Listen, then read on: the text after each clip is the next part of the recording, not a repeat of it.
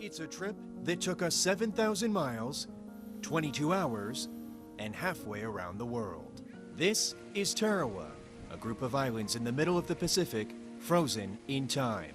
It's where we fought against the Japanese in World War II, and the wreckage of war is everywhere. But on this sandbar, only the size of the National Mall, we discovered the forgotten story of Howard Brisbane.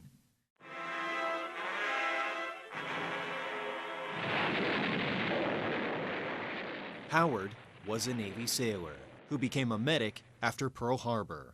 He waded through this very lagoon to what seemed like a small speck, the farthest from home he'd ever been. They called it 1 square mile of hell, and it's here where Howard died, killed by a Japanese sniper. Today, Howard's buried here at Arlington National Cemetery, but that wasn't always the case. In fact, he was found only 2 years ago, still on the island. Why? Because our country forgot about him. This is a rare photo of how our fallen are found on Tarawa, and only feet from this U.S. Marine was Howard's skeleton, found in 2015. His bones buried underneath his green poncho. The men who fought on Tarawa are only now being excavated, and we were there to witness it. You see, Howard's story is part of what many consider to be a forgotten promise. 73,000 Americans are still missing to this day, killed in World War II and never found. To put that in perspective, that's like 100 acres of Arlington National Cemetery are simply gone. All of these graves vanished. On Tarawa alone, 452 service members have never been found. It takes a toll on families to this day. You can see it for yourself. They still there? We left these guys behind? The Marines? We left Marines behind? It's unbelievable. It's unbelievable. To see this? We did not know.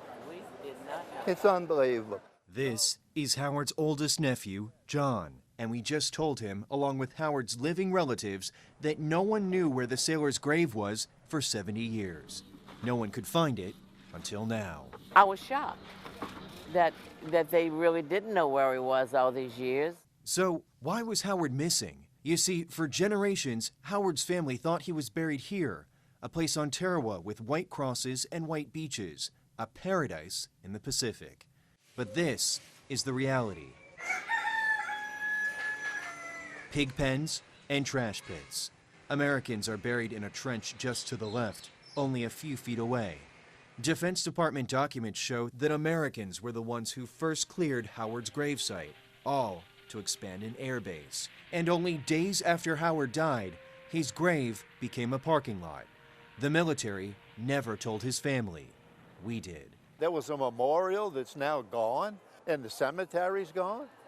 I mean, that part is just, that I found out all this today. And I'm just amazed that memorials are wiped off the face of the earth so they could build a parking lot or build a whatever. So why didn't the government say anything to Howard's relatives?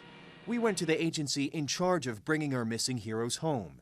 It's called DPAA, the Defense POW MIA Accounting Agency, and we met with retired Colonel Fern Sumter Winbush. We simply asked, why wasn't Howard's family told what happened? They were shocked that we were the first people to tell them that the final resting place for Howard was a parking lot. Any reaction to that? No reaction. The only thing I have to say to that is where we have found remains, again, in many cases, 70 plus years later, a lot has happened. Do you think in the future similar families should know about what happened and the circumstances of where their loved ones are buried? Sure. And I can't tell you why they weren't told that it was a parking lot. Hopefully in the future. Hopefully in the future. Howard's family was stunned. I mean, I think the government could have done a better job. I mean, it's like the records were lost. I mean, if this island was so important, why not have some recollection of it after the war? Let's go do something. Let's bring these guys home. Documents showed the records were lost, detailing where Howard and hundreds more were buried. That's why they couldn't find him. Maps weren't well kept. The priority was building an American air base, winning the war. We asked DPAA if any new policies are now in place to tell families how their loved ones are buried. So far, no word on any changes. His bottom teeth are looking good. Yeah, that's his maxilla right there. So, how did Howard make it home? Well, it's all thanks to these private anthropologists who had the will to travel to the island and stay there. They found Howard by taking old maps and putting them on top of Google Maps. That's how they're finding the fallen and forgotten. There are deep family wounds from this war and from this battle in particular. Hillary Parsons is one of the anthropologists back on Tarawa, and she's leading the excavation of more Marines found underneath the sand. Her team member, Madeline Vos, shows us where her colleagues found Howard. There were Marines who were buried from essentially the building to here. Yes. Take me through it. The first row is up in this area here. And then the second row is this kind of area here. But Madeline isn't a government employee. In fact, she works for a nonprofit charity called History Flight. And History Flight is the group that found Howard, not the Pentagon. So where is our own government in all of this? Is this a promise that's unfulfilled, all these Marines still on the island? It's only unfulfilled in the fact that we can't just find all of them and bring them back in one very dignified return. We have to find them. But finding them requires help from the Defense Department. And the help that is coming may not be enough, as these fragile graves are under threat. A lot has happened since that hero went down. Howard's family says that is an understatement. The contrast between here and Arlington is startling, and they describe what we showed them in one word. Deplorable. It's deplorable that, I think it's deplorable. It took private donations to get this all started, so why didn't the Pentagon lead the effort? There's only so much the government can do, but when there's expertise external to the organization, we got to find a way to bring them in, because it's less about getting the credit. I'm not concerned about getting the credit. I'm concerned about returning a father, a son, a brother. It's all a question of money and resources, and the money hasn't always been there. We reviewed records from the Pentagon and found that funding for troop recoveries fell $15 million over the past 3 years. Do you think that the DIP has canceled any missions, has canceled contracts? Oh, absolutely. We took a dip of about 35% of our operations we had to cut. Yeah, here's another finger bone down here too. Those cuts included excavations at a time when graves are in peril. Retired Army Ranger John Fry leads History Flight's team, and he tells us villagers have found and even thrown out American remains. They dig wells, they dig trash pits. You know, they're constantly digging in their own yards, and many times they will turn up human remains, and they don't tell anyone. They just rebury them in a rice bag or something, or sometimes they just take them out in the lagoon and dispose of them. In the neighborhoods near the lagoon, History Flight found more evidence of Americans who are still in unmarked graves. We recovered extensive partial human remains of the Marines that were originally buried there. Arms, legs, hands, feet, some bone fragments, things like that. The contracts awarded by the Defense Department haven't been enough for History Flight to excavate everywhere. But there is good news. As of 1 month ago, funding for DPAA is up. A new operating budget of $131 million. The catch, not all of that is going to Tarawa.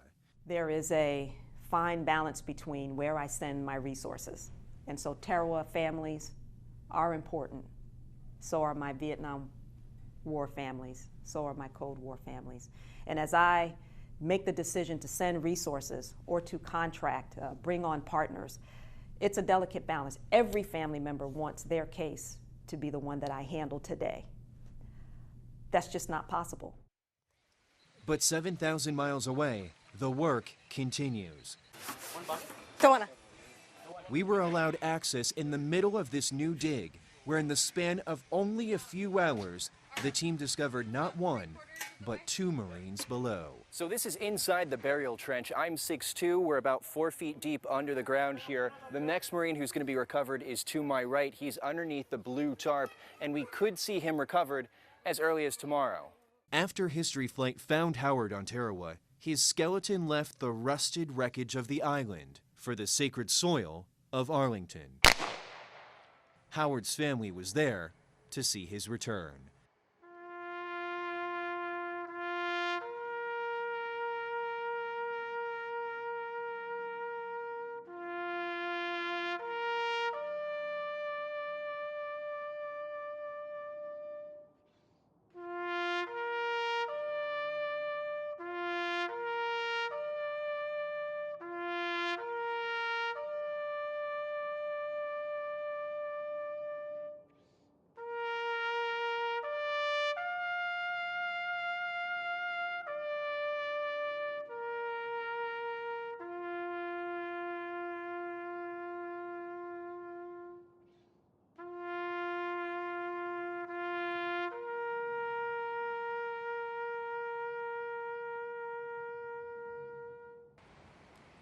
And I thank them from the bottom of my heart.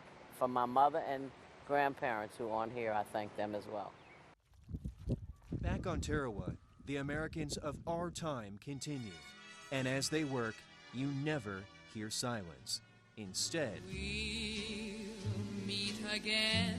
The music from war. It's a reminder of the promise they keep for families and their loved ones to meet again.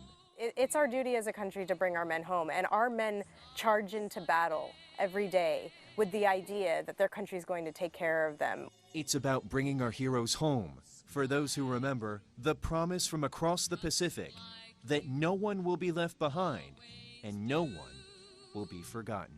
Welcome home from Uncle Howard to finally come home after 73 years in a, on a faraway island.